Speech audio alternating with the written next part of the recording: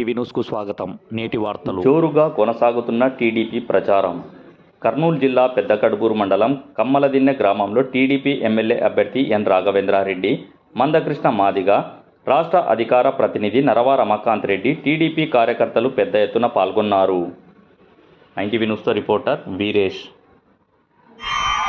ఎంత రాత్రైనా మా అన్నొస్తున్నాడని ఎదురు చూస్తూ మా అక్క చెల్లెమ్మలకు కూడా ప్రతి ఒక్కరికి నా ధన్యవాదాలు తెలియజేసుకుంటున్నా.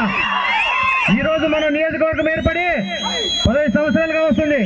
కనీసం ఏ గ్రామంలోనైనా శాశ్వతమైన కట్టడం ఏదైనా జరిగిందా? మన గ్రామానికి ఏమైనా ఒక గంప సిమెంట్ వేసి పని చేశారా? చేయరు.